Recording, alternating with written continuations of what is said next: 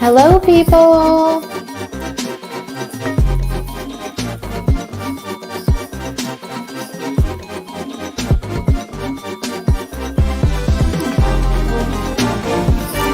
Hello, friends.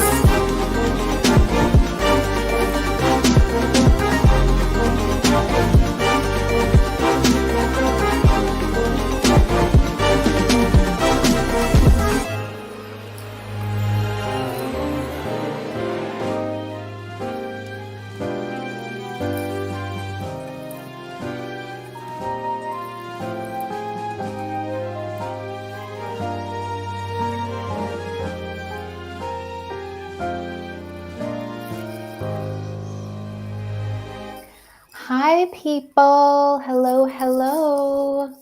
Happy Wednesday.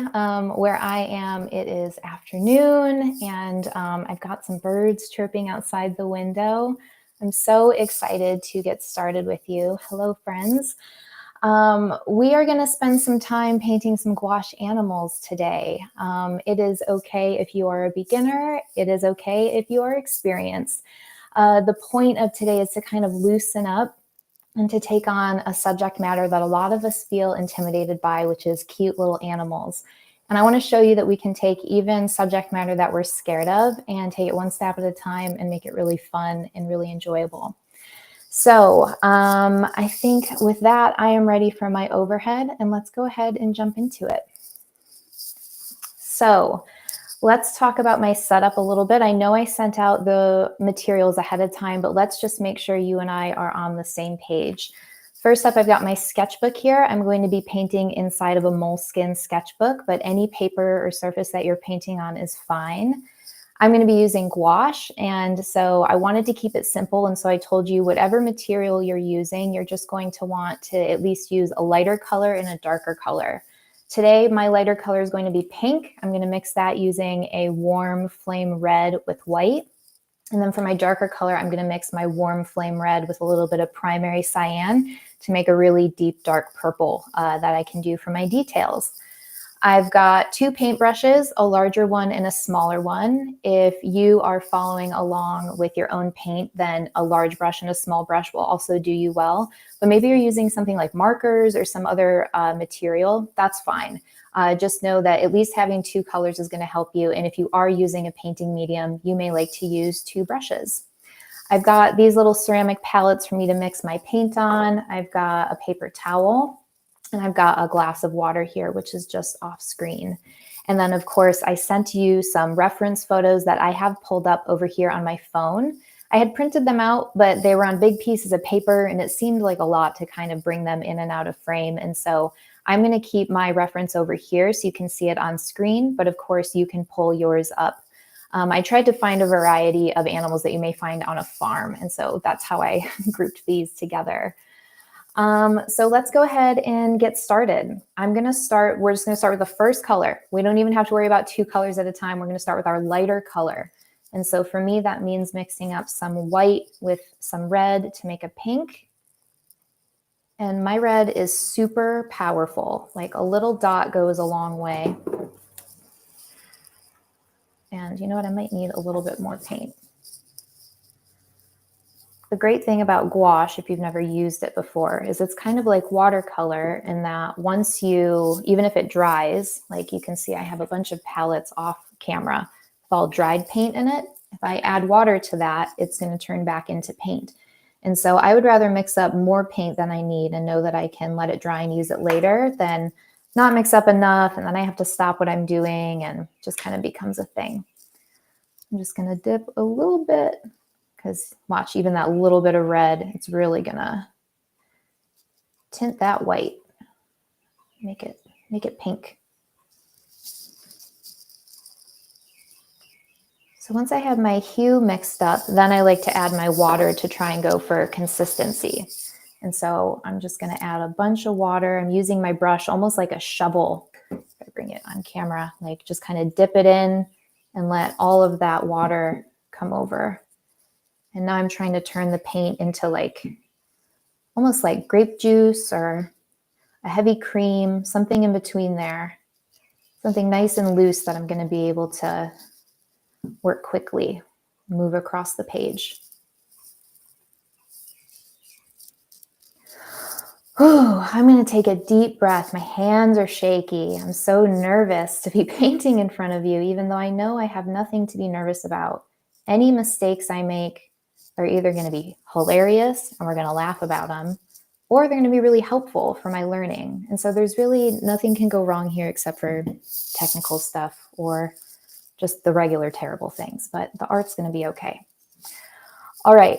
I am going, oh, Stacy says she's guilty of never mixing enough paint. I totally get that. Also, I saw some people saying hello. Hi, everybody. You are so cute.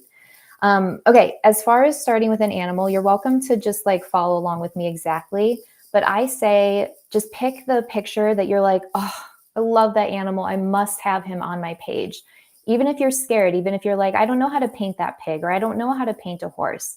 Whatever one calls, oh my gosh, look at that cow. Whatever one calls to you, I want you to start there. I'm going to start with the bunny that I had pulled up first because he's first. He's just right in line. I'm going to start with my big brush. I'm using my big brush so I can get big shapes.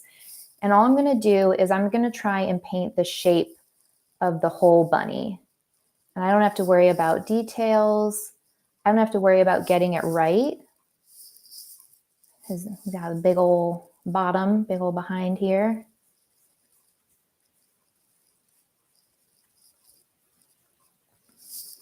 If you're using watercolor, maybe you'll make these first layers of shapes really washy and watery and let them dry. I'm just going to add little stubs for feet. It's like we're painting a silhouette. And see, already we've got one bunny down. I'm going to let that dry. We're not going to worry about him.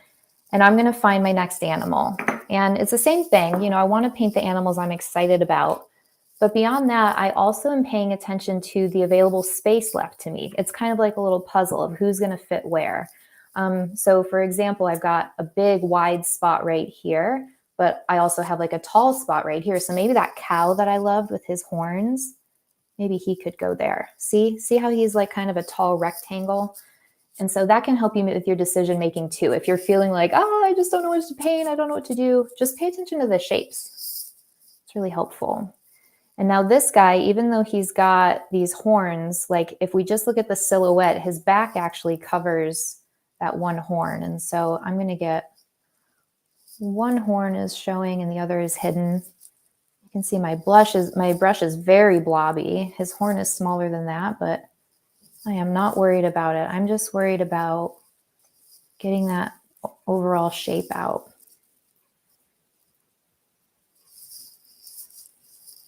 And there's going to be times when your brush touches down and it does things you don't expect, or it doesn't make the shape you thought it would.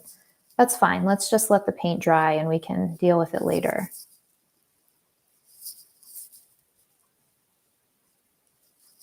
The real trick is going to be remembering what silhouette goes with what animal, but hopefully we'll remember that. Ooh, this, I left myself just a little bit of space here, and look at this guy. I think this sweet little chicken pal will fit. For the chicken, he's got this little head.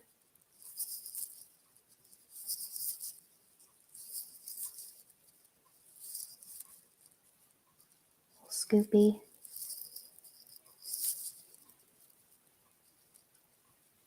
And this method, I see Skillshare in the chat said, feel free to use your own references or follow along with me.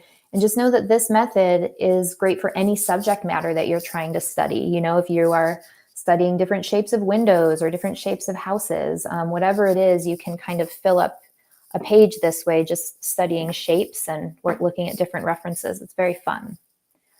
I have kind of a weird spot here with the crease, but I think I'll put another chicken. I think this little lady here would fit really nicely.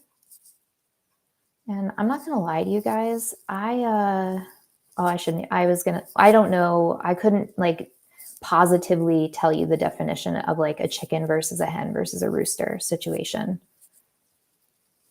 My friend Norma, if she watches this, she's She's going to come looking for me, admitting that, but I don't know. So I think this is I don't know, chicken, a hen. He's cute. He's on a farm. It's a bird, a feathered bird. Oh my gosh, but there's this running one. Oh, I love the running one too. Okay, I didn't know when I found these reference photos that I would do so many chickens. But I think I'm going to wait since he's like, see how his overall shape with his legs is like it's almost like a square. That means that I'll be able to shrink him down and fit him into any little square area. I think it might be fun to find some other bigger animals. And that's not to say I couldn't do a huge running chicken. I could also have him take up this space, but I think I just want to see what else I've got. Oh, the horses. Let's do a horse because we're all afraid of painting and drawing horses, right? Well, let me show you that it doesn't matter and you don't have to be good at it. I'm going to start with the head. Got some ears. Neck. Doing okay so far. Oop, not a ton of room for the little bum. Little foot. Another leg and foot down here. Little tail situation.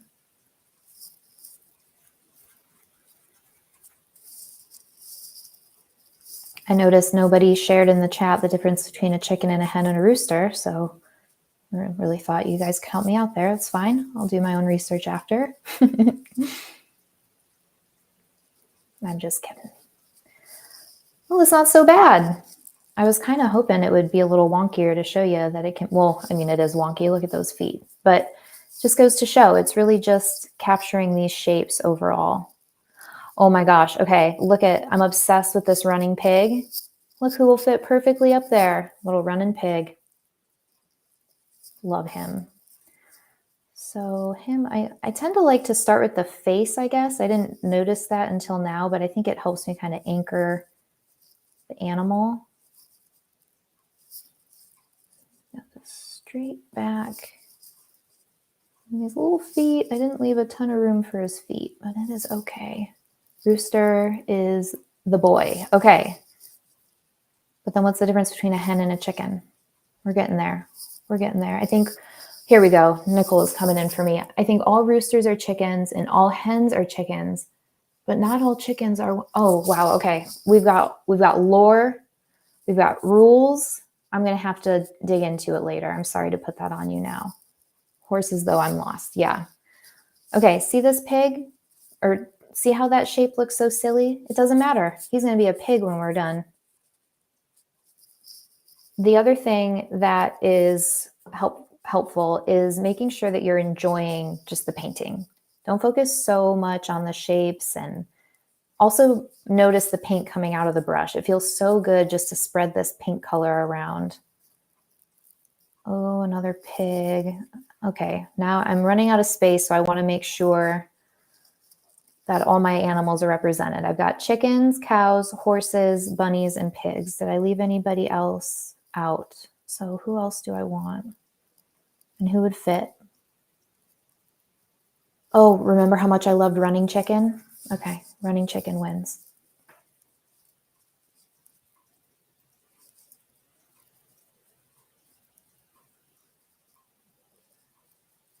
It's funny, the thing about making art is you have to make a lot of decisions, but at the same time, like there is no right decision. You just simply have to be making the decisions. And so it's a real skill of just deciding, but also not being too attached to the decision. He's got one leg that comes out here. Ooh, yeah. Cute. And then I've got like a few small spaces, but I don't think I want to try and cram any tiny animals in there. I think what I'll do is I can add some lettering in between. But for now, I'm going to go ahead and let my paint dry. My bunny is already dry, so I can start with the animals I started, but I want to make sure that this first layer dries all the way before I start adding paint to it. Those of you who have painted for even a little bit may know that if paint is wet, like this pig, if I turn my page sideways, you may be able to see he's still shiny. See how it's still wet? If I were to come down with more paint, it's just going to blend in with that paint. It's called wet on wet, which is fine. Sometimes that's the technique you want. But for our painting today, I want really crisp details to go on top of this layer. And so that's wet on dry. And so we want this paint to dry. I'm going to read the chat. It says, Camila says, you make it look so easy, Dylan. Mine are straight up blobs. Good. Keep your blobs. Don't give up on them. See them through till the end. Let's see. Aaliyah says, the main thing is for us to not chicken out of our paintings. Ooh, girl. So true. So true. They're all chickens. Oh, Suzanne's getting annoyed with us. They're all chickens. The girls are hens and the boys are roosters. Okay. Well, that's simple. Oh, that's really simple. Okay. Well, thank you. You solved it. Alrighty. I'm going to go ahead and start working with the shapes that I know are dry. And I'm going to go ahead and mix up my darker color, and I'm going to put my big brush down and switch to my smaller brush. Real quick, just because she's my friend and I love these brushes. The brushes I'm using are the Pigeon Letters. If you guys have taken any of Peggy Dean's classes, then you know who she is. Even though she's my friend, I care about how things work over friendship loyalty. And if she produced crap brushes, I would not talk about them. They're really great. I love them for gouache. They're synthetic. They do not use animal hair. And they hold a lot of gouache. As you can see, they dispense a lot of gouache, but they keep a nice snappy tip. So I'm going to be switching. I was using a size 12, a big boy, and I'm going to switch down to a size 2, just so that I can get some finer details. Sometimes I can get fine details when I use even a size 12, because that's, you know, the beauty of a round brush is it's got that really nice tip. But my hand, I'm still shaky. I don't feel nervous now that we've like gotten started, but my hands are still a little shaky in the aftermath. And so I need a finer brush because I don't trust my hands right now. Like I said, I'm going to mix up my darker color. I'm going to do a dark purpley, like red wine color. So mixing some red and cyan.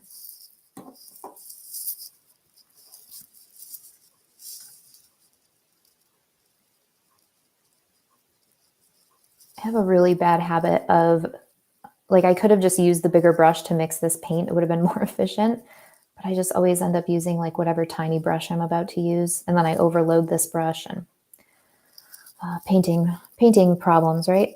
And there's a piece of dog hair in here. That's why I'm picking at it. How many of you have animals who make their way into your work even when you do not intend? I have a adopted German Shepherd named Stevie, and he makes his way into plenty of my work.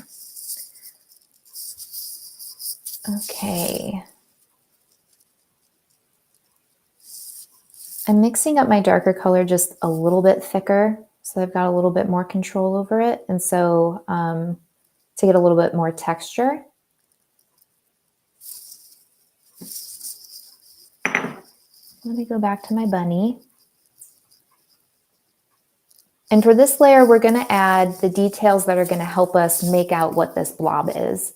And I like to start with the most important marks, the ones that like really help us know this is a bunny, which for this is cats. Oh my God, sorry. I looked up and saw Bridget said cats. Hi, Bridget. I'm glad that you've got 4 cats. I hope one of them is black because I love black cats, but I hope they're all healthy and wonderful, regardless of what color their fur is. I was going to say, I start with the most important marks, which for this animal is its face. You know, the face is really the thing that helps us see that we're looking at an animal. And I like to keep it simple. For rabbits, you know, you can do either just a regular dot, but you could also do like a folky eye. So I'm probably just going to do just a dot. That's all it takes. And by folky eye, I mean kind of when you draw like a, never mind. Sometimes you just start saying things and you realize it won't make any sense. And I didn't want to paint that kind of eye on this guy. So, and see, I'm just keeping it simple. I'm just looking at my reference photo and just seeing where these tiny marks are. To me, the first thing I see when I look at this photo is I look right at his little face. And so that's the thing that I want to get first. And then I can start adding in any other details. The next thing I see is the little fur near his ear. And so I'm just going to drag and flick the brush. That might be a little bit too much fur. That's okay.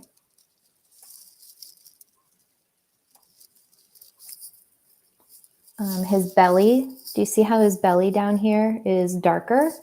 And that's a really good opportunity for us to get to show off some of his fur. Some of his fur texture.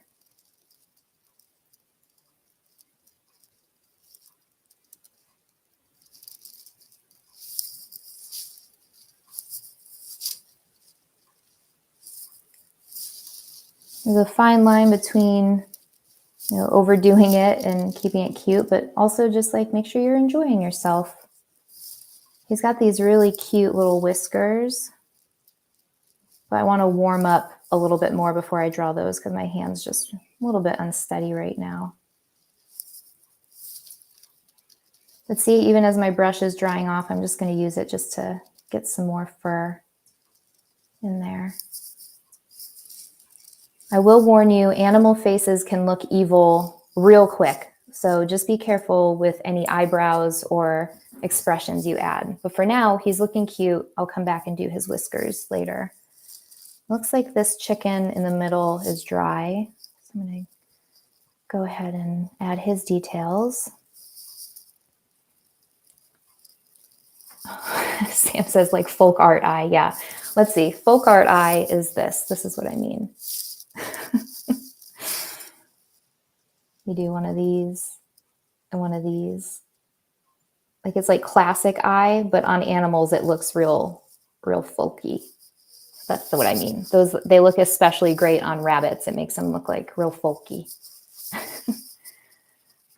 Nicola says she loves black cats too and love hearing about everyone's pets. Shepherd mix from our city shelter. She's a spaz. Oh, so great. Okay, let me find Miss Hen here, right? Because I'm educated now. Okay, so this is going to be fun for the feathers. Her back feathers, let me zoom in so you can see. There's a little bit of texture there. There's a little bit of shape to them. I don't have to draw each individual one. I'm just going to go ahead and use my brush to draw. And it's so fun. Just let it go. Don't worry about it being perfect. A lot of pretty marks. These little chicken feathers. So I'm just going to add little dots. Her little feet are in the grass, and so I can either paint the feet how I want them to be. Oh God, those are, put real talons on her. Or I could have painted little grass around her. In this case, I decided to give her little talons. I'll put little feathers down her legs.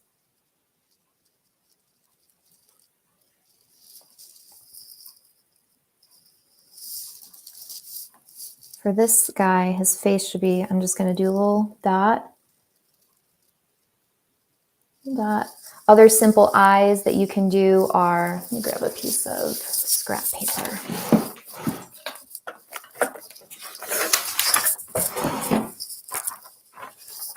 Other simple eyes, so like let's say this is the face, is to do the little pleasant closed eyes. So that's like someone is feeling pleasant. These all work for animals as well. You can also do the pleased closed eyes, like the smiley closed eyes. Dots are great. You can also do kind of bigger cartoon eyes. So you can do folk art eye. But you can keep it really, really simple.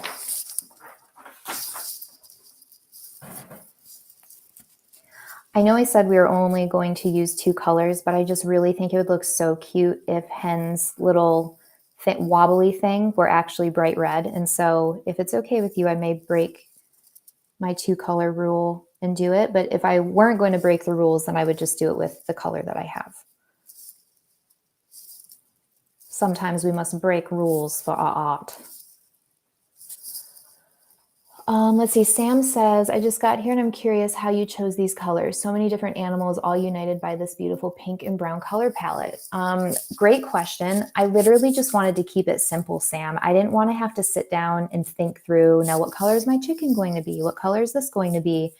I find that we all get bogged down in those questions. And so just by picking one palette, I'm able to get going. I really like pink a lot. I got paint on myself. Let me wipe it off. I like pink a lot. I like pink and red. I like pink and purple. You could also do light blue and dark blue. You could do ochre with a really pretty raw sienna on top. You could do gray with black. I also thought about doing these in primaries. So instead of just pink, I could have done pale pink, pale yellow, and pale blue, and then details on top. So lots of different options. But I just wanted it to be simple, and I wanted it to be colors I loved. You approve. Oh, good. They approve. I get to use the regular. Okay, so I'm going to squeeze out some flame red to use for her waddle thing. I'm just going to do it on this side here.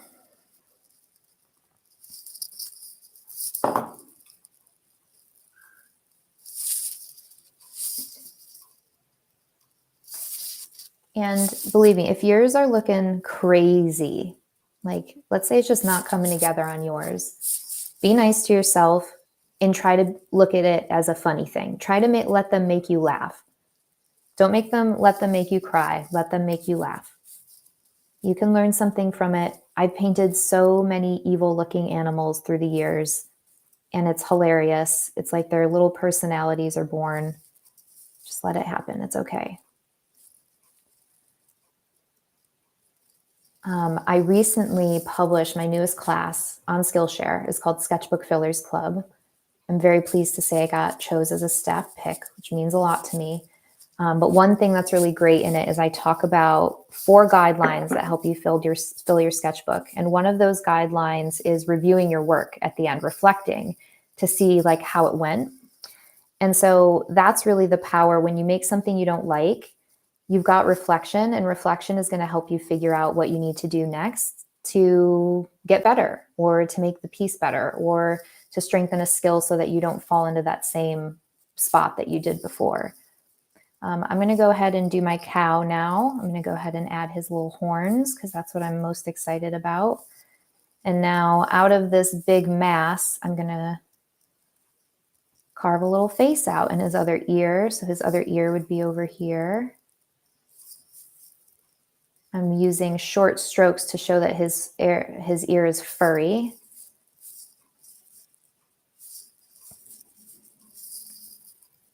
Oh, thank you, Stacy. I'm so glad you love the class. Oh, and Krista. Oh my gosh, thank you guys. Oh, and Jessica. Oh my gosh, you guys are all saying nice things. Have you ever painted Stevie? Yes, I have painted Stevie many times. Each time it is funny, and I don't quite capture him, but it's always fun and worth it. I would say even if you mess up, try and paint your pets. It'll make you happy.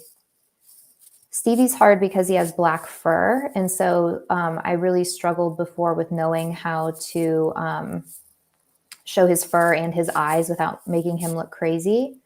But I think I'm figuring it out. I'm getting better. As I paint animals, I get better and better.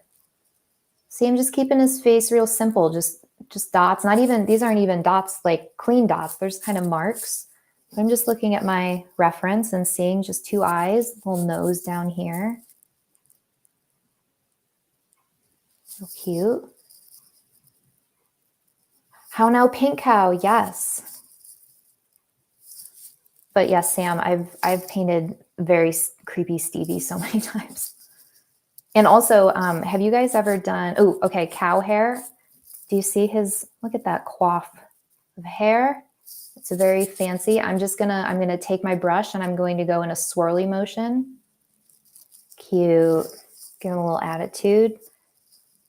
Gosh, what was I talking about before? Something completely unrelated. We'll see if it comes back to this ADHD riddled brain or not.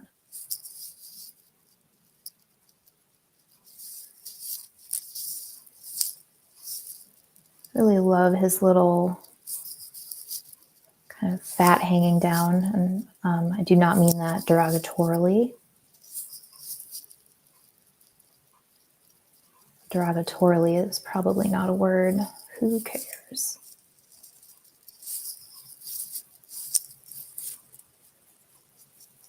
I'm just coloring with my brush now just to get some of these, show that it's in shadow back there, but still keep that nice gouache texture.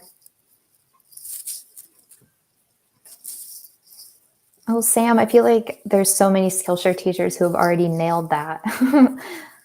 but maybe.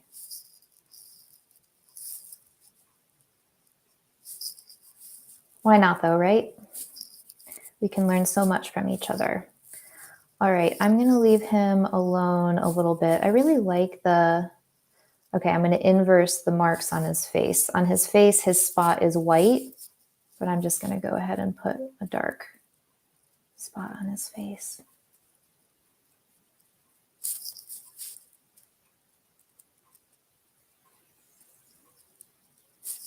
Cute. Actually, I'm gonna add a little here just to make his face pop. Great.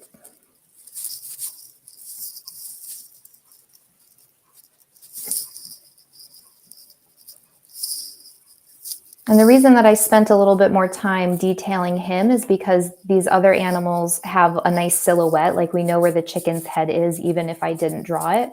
This one was kind of blobby. His head is centered in the mass of his body. And so I just wanted to make sure I carved it out a little bit.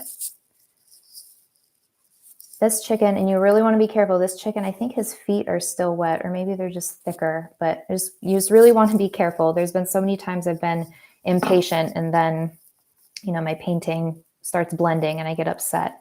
Let's do this horse. Cute little horse. Ooh, and someone in the chat says, I was out on a walk, so I had to listen until now, but I was itching to get home and paint. I did meet, and I petted a black cat at the exact moment you mentioned black cats. Oh my gosh, I'm so jealous. I bet that cat is so happy, and you got good luck for petting him. Okay, I'm going to paint my little horse's eyes. I'm trying to not block what I'm doing, but I'm just going to paint a dot, paint a little nostril. I'm going to add a little smiley face to him so he looks happy. I know his cow ears are so cute and fluffy. Okay. You can see I'm not doing anything too difficult, just keeping it simple. I kind of like the little straps on his face. Let's see how those look. By his head. And then he doesn't have a saddle on, but I just think since he's got these other things, his straps, I'm going to add some other, just a saddle. I don't even know totally what saddles look like. I think a little thing, a little triangle hangs down for your foot to go in, but good enough. See, it doesn't have to be perfect. We're just having fun here.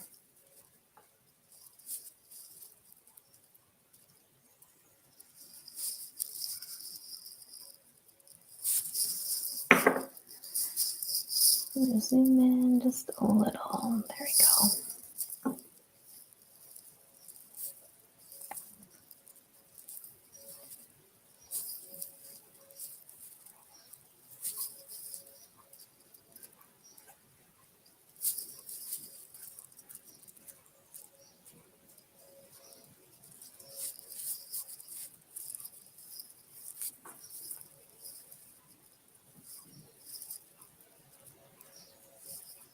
Right now I'm just adding different lines that help distinguish what legs are in front and which are in back. Just adds a little bit of form.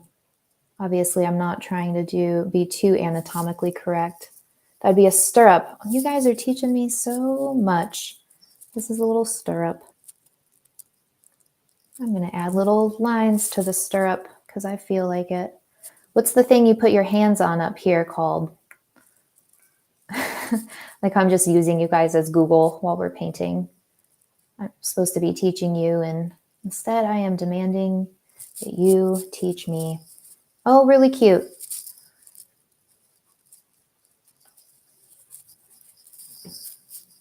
Let's do running chicken down here. Oh, I love him so much. Did anybody else paint running chicken? Okay, so one little hint is I can see a clear line here where his wing is tucked in against his body. And oh, a horn. What, you guys are great. This is called a horn. Thank you.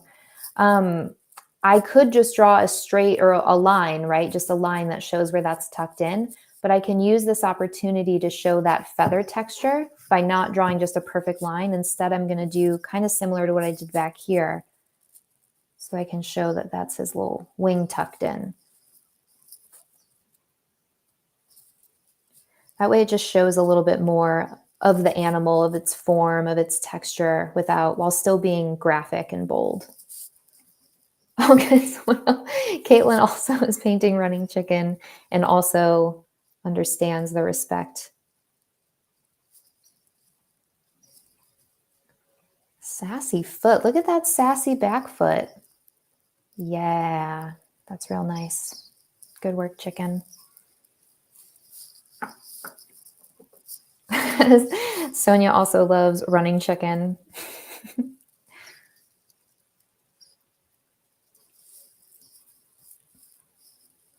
Okay, this one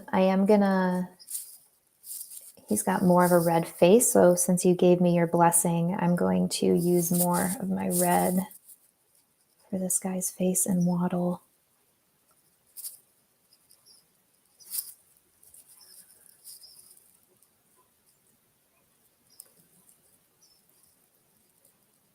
I'm gonna leave his beak pink. I don't know. I'm gonna give up. And I'm gonna let that dry, and then I'll do a little dot on top. In the meantime, I'm gonna add some more marks, kind of like I did for standing chicken. Just short marks that show those tiny little feathers. Oh, actually, okay. Right now, this chicken looks like he has a mustache, which is totally fine, but I just want to differentiate where his beak is. I think that helped. I don't know. Yeah. Oh, he's esteemed now. He's an esteemed gentleman. He's a rooster. Okay. Do some little marks over here. Sorry, I guess my reference got pushed off there. How do you balance adding details without getting carried away and kind of like outlining the whole thing? Well, I will say there's nothing wrong with that. That might be your style. There's a lot of people who like to outline and add more details. I've just found that I'm really drawn to artwork that is a little bit more graphic and does more with less. And so I really try to look at it and say, are there any areas where, we could add a few marks to add texture, or do we not need it? Like in this case, I just think that if I added more of these, like these loopy, these loopy shapes, I think it's just going to then get muddled in here. I think right now I really like the little shape of the chicken. Maybe I'll just add a few marks back here. But honestly, Sam, the big thing is I've overworked a ton of artwork and I've reflected on it enough to realize that I prefer when I hold back a little bit. And so now whenever I'm making, I just try to hold back a little bit. While I'm waiting for that red to dry, let's do running pig. Actually, let's do fancy rooster over here because I don't have a good reason, just because I feel like it. Now this guy, he's really close up and very beautiful, and there's a lot of marks, but I really love this kind of set of feathers back here. That's the first really, his tail is really the first shape or direction I get. And so, and I didn't nail that, but that's okay. Got close. At least helps show the direction that he's facing.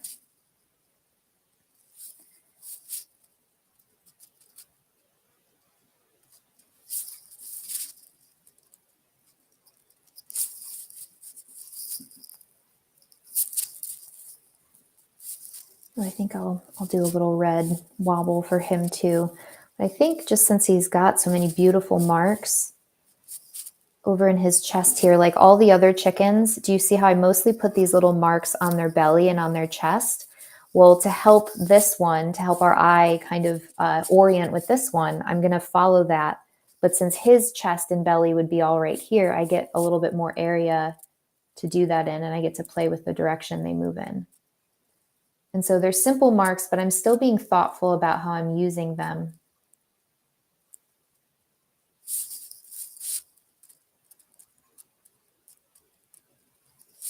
And those of you who are working in watercolor, you know, if you do this again, you can really have some fun with these initial shapes, doing more wet on wet and getting more blends and blooms and seeing how that, and then doing your details on top.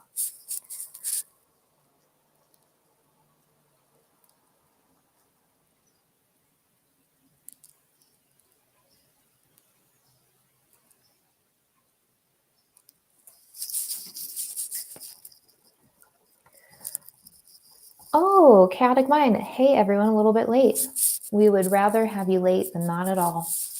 That is for sure. That is for sure. Sam says that was one of my favorite takeaways from your 14-day sketchbook course, the reflection aspect. I never did that before, and it helped me make the kind of art I wanted to create faster. Yeah, like, you know how they say, you know, mistakes are the whatever, or like all your gold is in your mistakes, or fail forward or whatever. I never really got what that meant before. Failing just felt bad and made me feel bad about myself. But now, thanks, you know, my sketchbook practice has really opened my mind to what that means. And if you literally are willing to face your failures, if you're willing to look at your ugly sketchbook page and say, okay, well, what don't I like about it? What went wrong here? What makes me cringe when I look at it? You can really find the doorway for what would help you improve. You know, if you notice that it's like, oh, I really liked this until I overworked it at the end, then, you know, maybe practicing holding back or taking some time before adding those last details, giving yourself a break would be helpful. Or if you realize that once you go to draw people's faces, it all falls apart, well, maybe taking some time to seek out some support in drawing faces would be good. That way you can really create your own curriculum as an artist and continue to follow your own path. I was an artist for a very long time before I started to really understand the importance of value in your work, like light and dark. And that's like a main principle of art. But I couldn't know it was important until I was making ugly work, and that was the thing I needed. So you never know.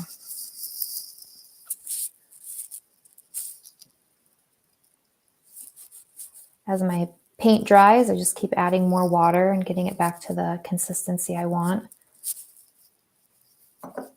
While this waddle dries, I'll go back and work on running chicken.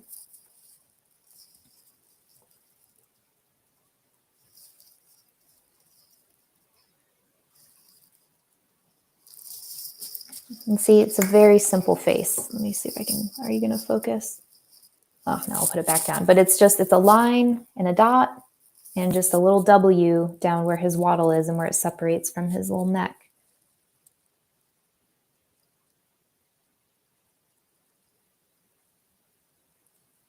You know, Sam was asking, how do I know when to add details and when to not? In this case, it just felt like there was a lot of negative space there.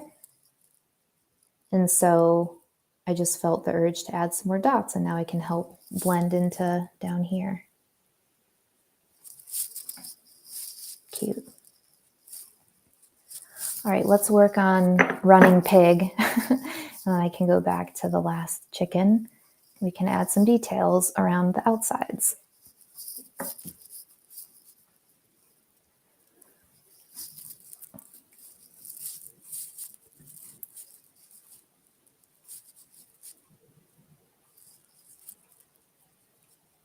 Oh my gosh, sometimes adding the face is just, oh, it's so cute.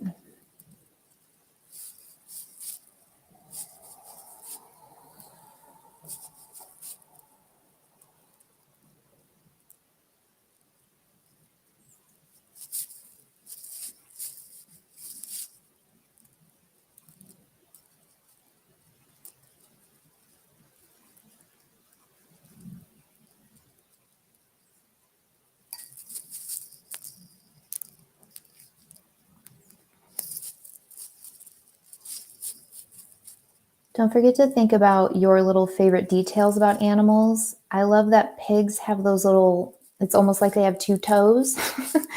And so I'm just, even though it's like really subtle, I want to make sure that I can see my little pig toes. They make me so happy.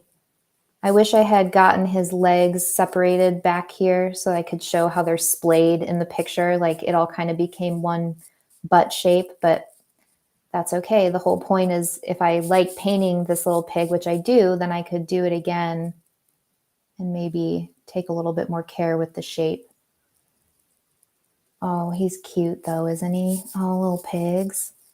Now there's not a ton of texture on him. There's some dirt, but I'm scared that, it'll be hard to differentiate the dirt from other marks. And so he's got a few spots on his behind. I'll add a few of those. And then whenever an animal doesn't have a ton of, like a lot of fur or feathers, I'll just add, just a few dots just to show that there's like a little texture. We can also round out and darken his belly a little. Oh, cute. And then similar to see how I didn't like the shape of his nose drawn by the light pink shape, so I made a new line on top. I'm going to do the same with his back leg. I'm just going to draw how I wish it had gone. Yeah, that helps.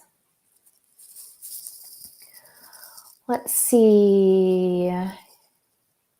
Caddick says, I've never taken a class from you, but this intrigues me. My sketch style is very loose, and this approach makes it easy to sketch animals. I'm so glad. Sam says that line just totally defined his cute snout. Yeah, right? It's like, it's okay that I didn't nail it with my original painting, but I can still use the lines on top to help define it. Okay, let me finish up Chicken Boy over here. Oh, and you know what might be cute since I'm using other colors anyway? The cow has grass in his mouth. I could use the red, or even I could use the pink on top to add some of that if I wanted to. Okay, chicken. Now this chicken is I'm going to put folk art eye on him because he is very stoic. And then that way I can show you too that it can just kind of change the look of your animals.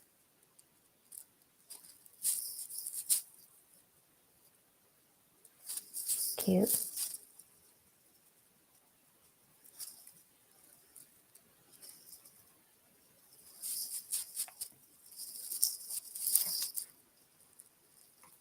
Okay, so I've pretty much done, oh, you know what? Since I am using the red, I can't help it. I love to give my animals little cheeks. I think it just adds something really sweet. You do not have to do this. I'm just going to grab my red.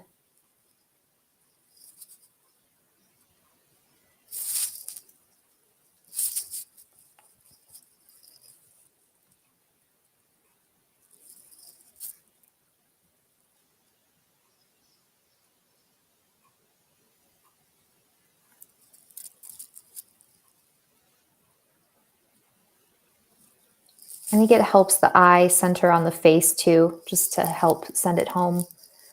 Let's see, Janine says, I did not like where I took my bunny with the darker marks on top, so I watered down another color and washed over, and it's so much better. There you go. Sometimes we forget that we are creative problem solvers, and when we run into a problem, we can solve it, just like Janine did. She didn't like it, so she tried something else. Cute. Let me add some to the cow. Where would his cheeks be? Here?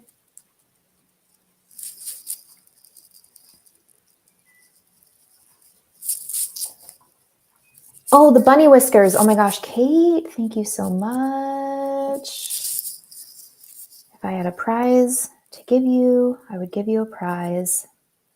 Instead, I will write a poem about your name. And it goes, Kate. No, I'm not. I'm overshooting. Okay, Sarah, I see your question. I will get to it in a second. Let me focus so I can add my bunny whiskers. Everybody be quiet. Just kidding, I can't hear any of you. Okay, before I add his whiskers, I'm going to add a few dots here. And then I'm going to loosen up on my brush. So I'm going to the tip of my brush so I don't have a lot of control. I'm going to touch down and I'm just going to flick. Oh no. Well, I went too big. Sometimes you go too big with your whiskers. But isn't that a nice line? See how cute they look? Even with that one, it's okay. The best thing I can tell you when you overwork, like I didn't mean for that line to go that long, but if I were to go over it again, it's going to draw even more attention to it. So sometimes when you wild out, you just got to hold back and you got to hope. You just got to hope and you got to not add more to it.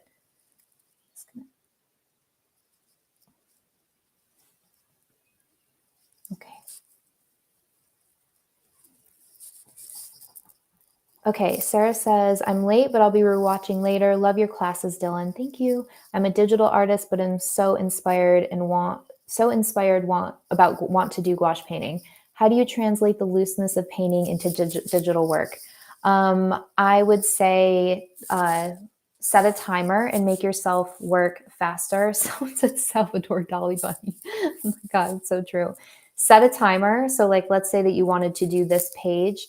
I want you to set like you have 30 seconds to draw the chicken shape, the base shape, and then 10 seconds to draw the horse shape.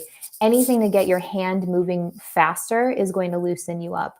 Also make your brush bigger, your digital brush. So I started off with a bigger brush to make the shapes.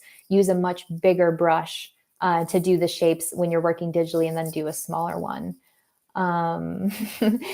Chaotic Mind says the whisker gives him character, very eccentric. Okay, so to finish up, when I've got a page like this and I've got these little spots, I usually will just fill in with some lettering, but I also like to add the date. My biggest regret when I look at my past work is not the work itself, it's that it's undated. I hate when I find undated work. It's so you can't place it in your timeline. So I'm just gonna go ahead and use my small brush. And today is May 14th.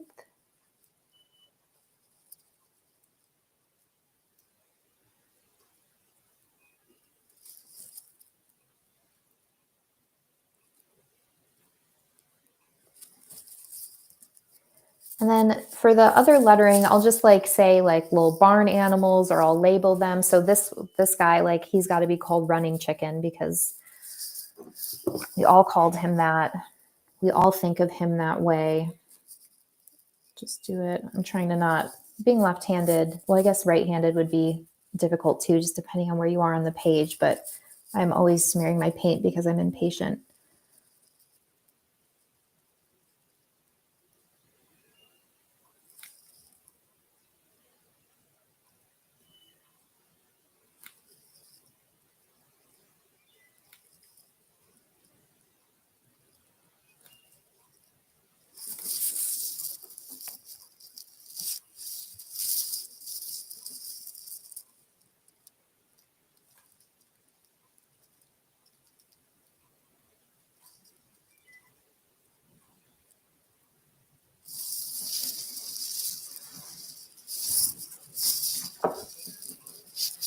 You know, it might be cute here is just to add a few things of grass and flowers, like we're on the farm.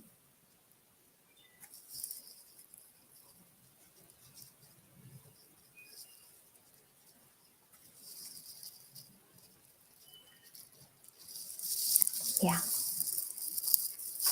Okie dokie, friends. There are some questions that Skillshare has gathered from the community that I'm just going to go ahead and jump into now. But if you have more, you can ask them in the chat and I'll get over to them. But we also will be on Discord afterwards. So the first question that I have is from Lark. And they say, hi, Dylan, do you have any little rituals or habits that help you get into a creative headspace, especially on days when inspiration feels a bit shy? Also, how do you know when something is done in your sketchbook, or do you just stop when it feels good enough? So for the first question, if you haven't, I promise I'm not just trying to sell my course to you, but if you haven't watched my latest sketchbook class, definitely check out the guideline one on doorways. Finding your doorway in on what feels easy and fun is always, always, always the way in. Even if you aspire to paint really, really intricate architectural scenes or something, starting with what feels easy and good today is going to ensure that you're actually practicing, which means that you will get better. And so always starting with what sounds fun. I often start with my materials. What materials do I want to be touching? Sometimes it's my gouache, sometimes it's my markers, and just grabbing those and allowing myself to do color swatches or just to do something simple feels really good to me, and it gets me moving, it gets me not scared of my sketchbook, and it's more likely that I will return again. For your second question, how do you know when something is done? Again, in my class, like I said, guideline 4 is about reflecting. And so when I'm creating, I don't really know when something is done, but I will take breaks and kind of reflect on it. And I'll ask myself, is it done or is something missing? One of my favorite questions to ask is what's most wrong with this piece or what's obviously wrong, because then I can just kind of focus there. So for instance, before I had painted the whiskers, and if I was like, what's most wrong with this? I may have noticed like, oh yeah, I forgot the whiskers. And so that would be something that I could add. But it's so helpful to do a little bit of reflecting, but also to make starting easier. Let's see. Ale says, I love Dylan's bullet journaling class. How do you figure out when it's time to update your creative planning system or habits? And when do you know that it's time to throw it out and start over? If you're not using it, it's not working. It's not you that's broken. It's the system that's broken. So if you're avoiding your planner, if you're avoiding your bullet journal, if you're avoiding that list that you set up, it's not working. And it's time to go face it and ask what's not working and what you need.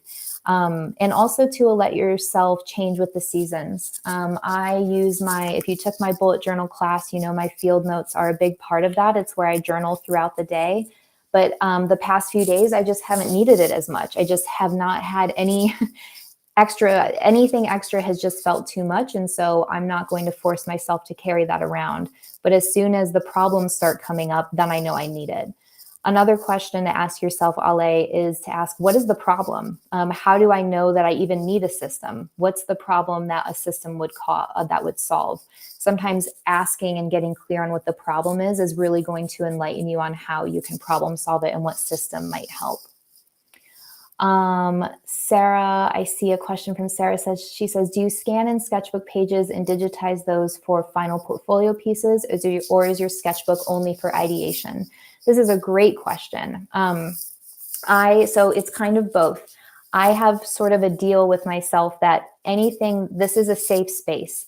There is no pressure on anything in here to be used as is, as painted, as drawn. If anything, this is a place where concepts are born. However, every once in a while, I get it right and I paint something exactly as I like it.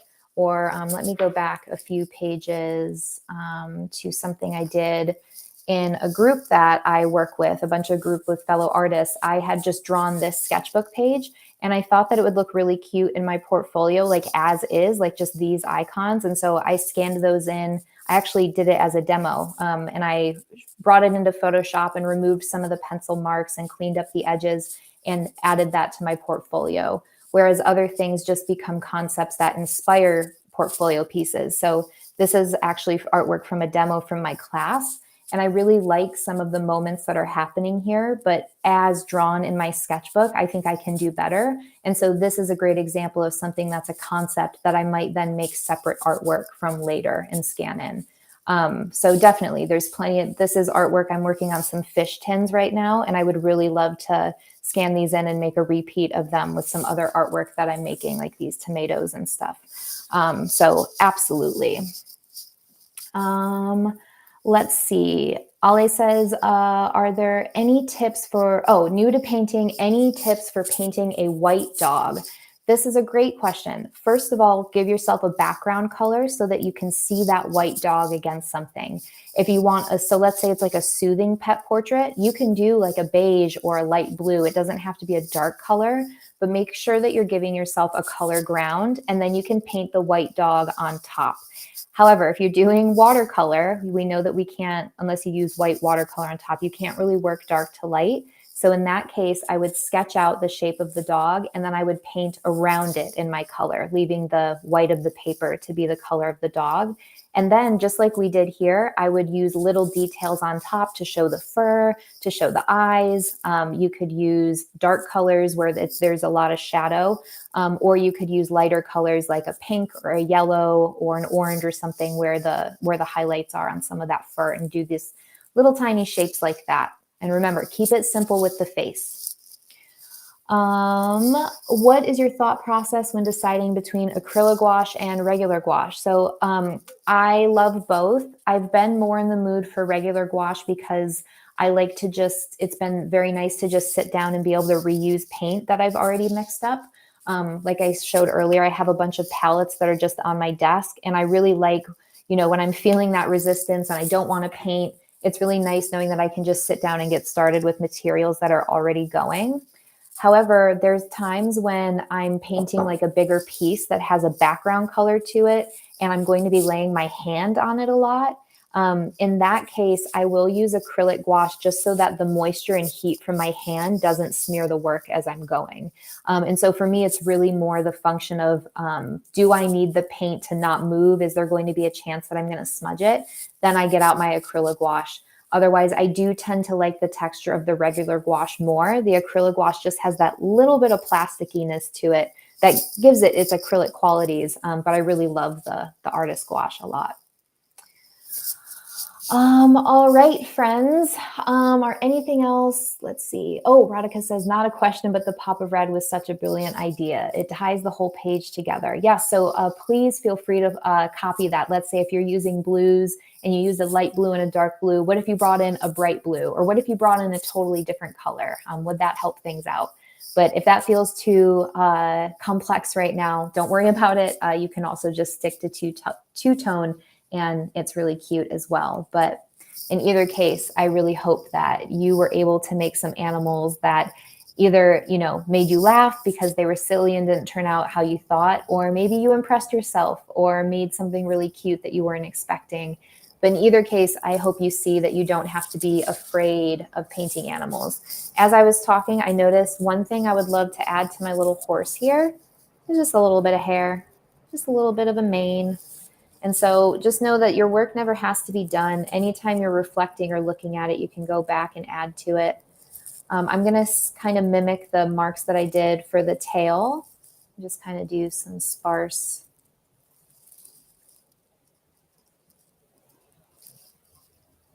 Just a little bit. Okay. Oh, we've got a question. I missed a question earlier. Let me get to that. From Sarah, love your classes. I'm a digital artist, but I'm so, oh, I think we did talk about that, Nicola. My answers were to set a timer. So make yourself move faster. Instead of drawing the base shape slowly, set like 5, 10, 15-second timers and really make yourself get that shape out quickly. That's going to naturally make you be looser. And also for your first layer, just like I used a bigger physical brush, I want you to go ahead and use a bigger digital brush so that you don't have as much control over all of those shapes. Yes, with setting a timer, anything can get your hand looser. It's so true. Okay, my friends. Well, I really hope you share your creations. I really want to see them. I want to see your running chickens, even if they're silly. I want to see your running pigs and your stoic folk art eye chickens. You can tag me at @ByDylanM and also at Skillshare. You can use the hashtag Skillshare Live on Instagram. And you can add your artwork to the projects tab of my class on Skillshare to get project from the community. So what you just did is in my Sketchbook Fillers Club class, this would be a floated layout of animals. And so that is something you can learn about, but you've already made a project for the class. So please upload it there. I would be happy to give feedback, and lots of people are in there commenting on each other's projects right now. So that would be wonderful. And of course, we're going to be on Discord after this. And also, all of the links and handles are down in the caption in case you missed any of them. Thank you guys so much for tuning in and creating with me today. I know that I feel a lot looser. My hands are no longer shaking right now. And I just feel happy that I got to paint some of these animals with you. I can't wait to pop into the Discord over the next week to see what you guys have been inspired to create. So lots of places to share. I can't wait to see you. Thank you guys.